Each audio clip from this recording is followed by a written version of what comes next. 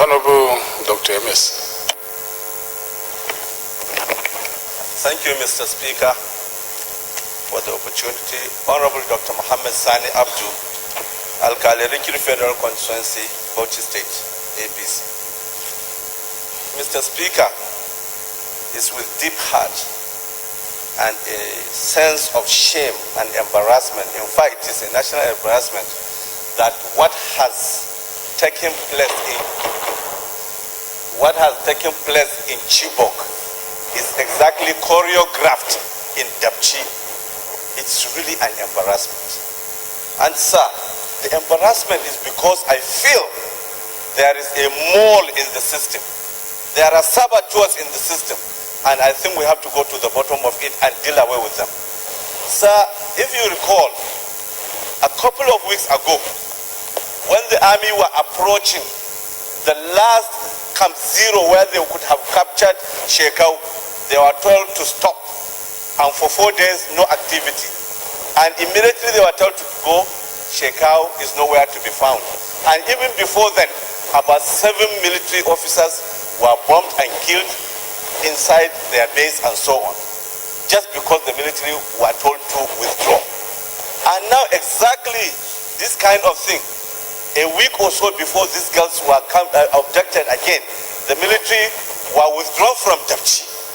Is this what kind of systemic sabotage? What kind of bringing Nigeria to our knees is happening? Sir, I have been following this since that day.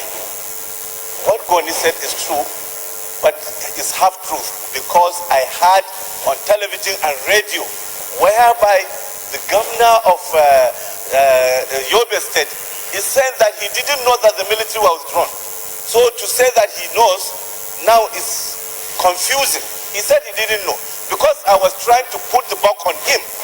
I said, as the chief security officer of his state, if the military were withdrawn and you have a secondary school for girls in such an area, you know, the battlefield lines, and you have about almost 1,000 girls or 900 or 700, and many people have said there, if I were the chief security officer, I would close the school and send them home. It's better to be safe with their parents than now to come into this penury. Sir, this is terrible, and I think we need to check. Are there not intelligence? Only 4 days ago, we had almost a breakdown of law and order in my own constituency behind Yankari Game Reserve, between our border of Bauchi State and Taraba State. Around 7:30, some gunmen came in about 5 vehicles and attacked a Ruga village and started sporadic shooting. But within 10 minutes, about 5 people have spoken with me. And thank God I was in Bauchi. I was able to quickly look for the governor. I had to look for the director of SSS. And before 2 hours, a detachment of the Nigerian army was there to rescue the situation. If in such a remote area where we don't have roads, quick intervention can happen. I wonder now, it's a week, there is nothing solid on the ground. I think this is, as I said, an embarrassment, and we cannot be sitting here and this drama keeps on following. And you can see it's taking a pattern, it's a mosaic, it's a shape. It's not like it's something that is accidental or incidental. It's systematic. Nigeria is on the crossroad. We have saboteurs within and around the system. We cannot close our eyes. We need to do something. And that's why we need to take the gauntlet. The National Assembly need to investigate it itself. We have the relevant committees. If we think they are weak, we can raise a very powerful delegation like we did to, was it Ogun or Osun State, when there was a problem before, even when they didn't go, but it was very powerful. I think we need to raise something that will rescue the situation. Our intelligence are not being used. There is no way.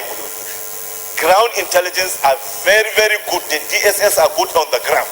But the filtration of their information seems to be sabotaged, and the withdrawal is systematic and deliberate. We need to do something. So I recommend that a very strong, powerful committee of the House must be raised to investigate this, and then also help for succor of the children's parents and may God be with us in rescuing them in peace, not in pieces, and intact. Thank you, Mr. Speaker, for this opportunity.